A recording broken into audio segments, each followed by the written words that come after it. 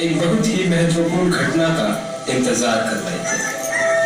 उन्होंने एक पुरानी कहानी सुनी थी कि परमेश्वर उनके लिए एक नया राजा भेजेगा, एक ऐसा राजा जो सबकी रक्षा करेगा और उन्हें अपनी शांति और आजादी देगा। ये नहीं मालूम कि हमारा नया राजा कब तक आएगा। हमारे बाप दादा परदादा ये कह रहे हैं कि वो आएगा जरूर। हाँ, वो कहते थे कि वो आएगा। हाँ, पर कब?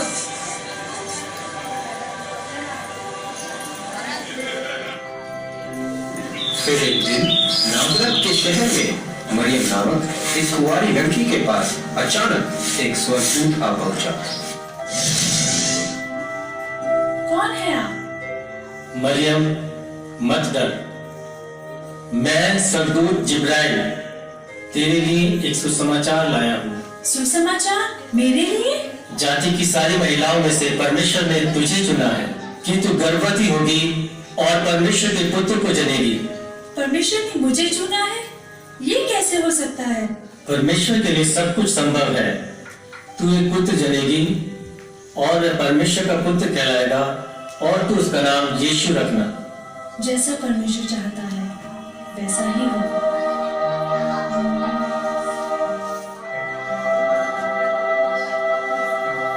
मरियम की यूसुफ नाम के एक लड़की से मंगनी हुई थी।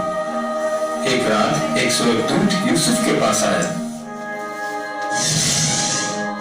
यूसुफ, परमेश्वर के पास तुम्हारे लिए एक अद्भुत योजना है। मरियम एक पुत्र जनेगी और वह एक महान राजा होगा। वह शांति का राजकुमार कहलाएगा और तुम उसका नाम यीशु रखना। मरियम, मेरी मरियम।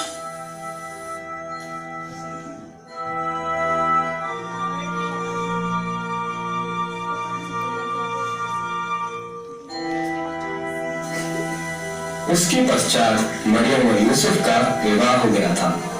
यह उस समय की घटना है जब रोमी सम्राट अगस्टस केसर जनगणना के लिए प्रदेश के सब लोगों को आदेश दिया था कि सब अपने अपने पैतृक जगह में लौट जाएं। यूसुफ मरियम के साथ अपने पैतृक भूमि बैतलहम की ओर चल दिया। बैतलहम बहुत दूर था। चरवाहा भाई, क्या आप बता सकते हैं बैतलहम कितना दूर है? ये बहुत ही लंबा सफर है, लगभग 70 मील दूर। धन्यवाद। चिंता मत करो मरियम। बिल्कुल भी नहीं, मैं तुम्हारे साथ सुरक्षित महसूस कर रही हूँ। क्योंकि मरियम गर्भवती थी और उसका प्रसव का समय निकट था। परमेश्वर आपके साथ हो और आपके साथ भी हो। उस दिन उन्हें मीलों का सफर तय करना पड़ा।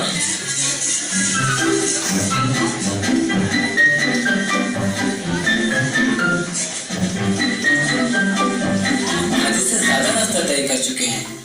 हम जल्द ही पहुंच जाएंगे।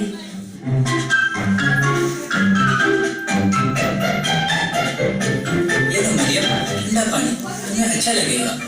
शुक्रिया, मुझे बहुत प्यास लग रही है।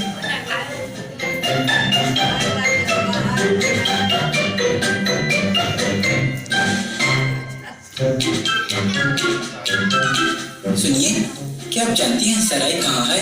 जी हाँ, इसी रास्ते पे थोड़ी ही दूरी में है।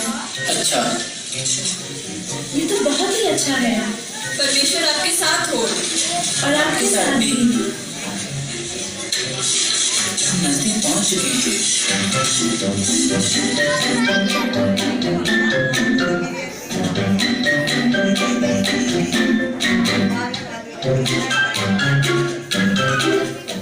हम पहुंच गए।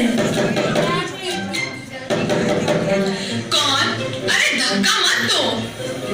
हमें एक कमरे की जरूरत है। अरे कमरा तो सबको चाहिए, पर यहाँ तो जगह ही नहीं है। और मेरे पति किसी को मना ही नहीं करते। लगता है आज हमें रसोई घर में ही सोना पड़ेगा। हम काफी दिनों से यात्रा कर रहे हैं। अरे क्या चल रहा है यहाँ? इनको एक कमरा चाहिए और क्या। माफ कर दो मेरे दोस्त, यहाँ तो बिल्कुल जगह नहीं है। मेरी पत्नी बहुत थकी हुई है। हम बहुत दूर से आए हैं। बाकी लोग भी तो दूर से ही आ रहे हैं। और मेरी पत्नी गर्भवती है। देखता हूँ कर सकता हूँ। हाँ, मेरे पास एक गौशाला है जो जानवरों से भरा हुआ है, पर कम से कम आपके सर के ऊपर एक छत होगा। बाहर के ठंड से बचाओगे और सुरक्षित भी रहोगे। शुक्रिया, आपने बहुत मदद किया। आओ, मैं तुम्हें ले चलता हूँ। तुम्हें साथ देने के लिए मेरे सारे जानवर हैं। शायद तुम्हें यहाँ थोड़ा बहुत आराम मिल जाए। माफ करना, मैं इससे और कुछ बेहतर नहीं कर सकता। शुक्रिया। आपका बहुत धन्यवाद। चलो, एक जगह तो मिल गया।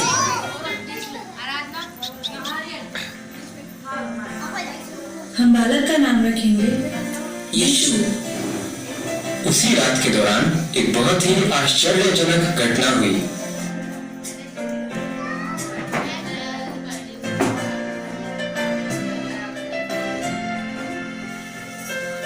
मैं उसे कपड़े में लपेट देती हूँ।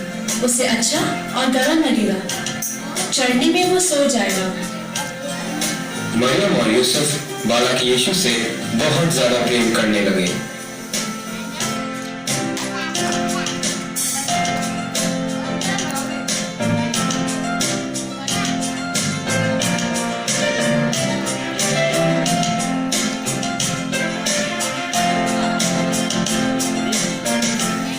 बालक यीशु परमेश्वर के प्रेम और सुरक्षा में चढ़नी में लेटा हुआ था।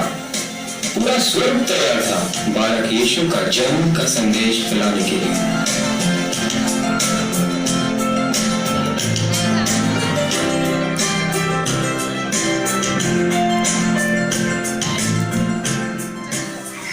उसी रात को बैतलहम शहर के बाहर चरवाहे अपने भेड़ों की रखवाली कर रहे थे।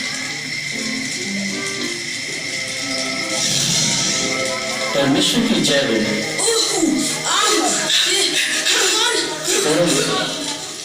मैं तुम्हारे लिए एक सुसमाचार लाया हूँ। आज की रात एक महत्वपूर्ण रात है। बैतलहम में आपके लिए एक उद्धारकर्ता जन्मा है। वह परमेश्वर का पुत्र मसीहा है और उसका नाम यीशु है। तुम उसे एक चरनी में कपड़े में लिपटा हुआ पाओगे। एक चढ़नी में? यह मानव जाति के लिए एक खुशी का दिन है।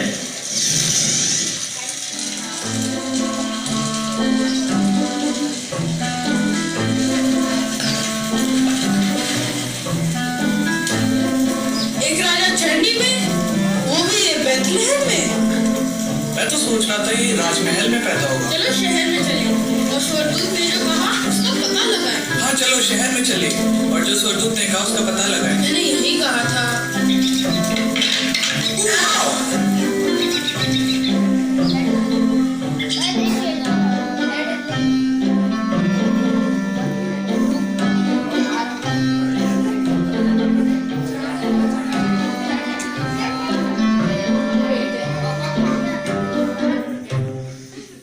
अरे देखो, स्वर्गदूत सही कह रहे थे। अरे हाँ, ये तो बिल्कुल सच है। प्रणाम। आपका यहाँ कैसे आना हुआ? परमेश्वर के द्वारा भेजा गया बालक को हम देखने आए हैं। इस स्वर्गदूत ने इनके बारे में हमें सब कुछ बताया। फिर स्वर्ग से दूतों का एक झुंड आकर परमेश्वर का महिमा करने लगे। और स्वर्गदूत ने ये भी कहा था कि तुम उसे चरनी में लिपटा हुआ पाओगे। बिल्कुल ऐसे ही। जो कुछ स्वर्गदूत ने कहा वो सब सच है। परमेश्वर का पुत्र चढ़नी में वो राजा। मरियम का दिल खुशी से भर गया जब उसने चरवाहों की कहानी सुनी। उसे पता था कि उसका बेटा परमेश्वर का पुत्र है। उस समय पूरे देश के कुछ ज्योतिषियों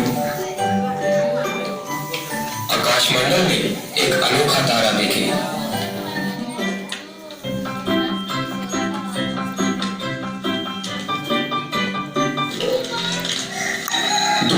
दूर से ज्योतिषियों ने उस तारे को देखते हुए चलने लगे। उन्हें नहीं पता था कि वो उन्हें कहां ले जा रहा है।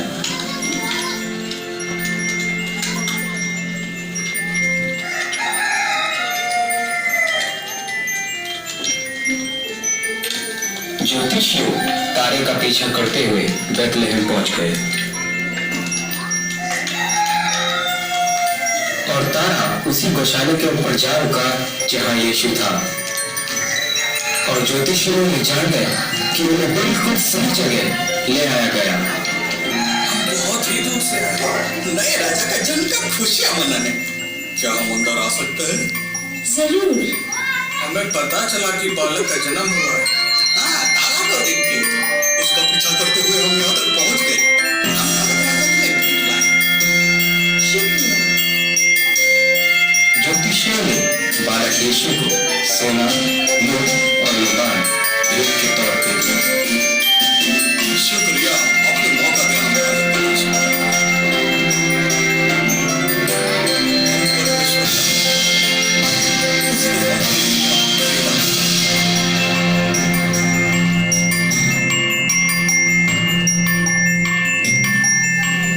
सब खुशी से झूम उठे और परमेश्वर का महिमा किए, क्योंकि परमेश्वर ने अपना बेटा उनके लिए भेजा, एक नया राजा।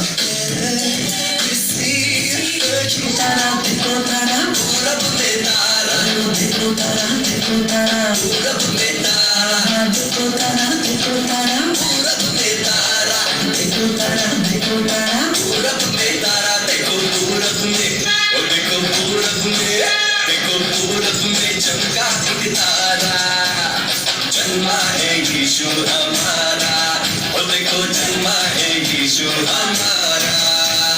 जन्मा है यीशु हमारा, और देखो जन्मा है यीशु हमारा।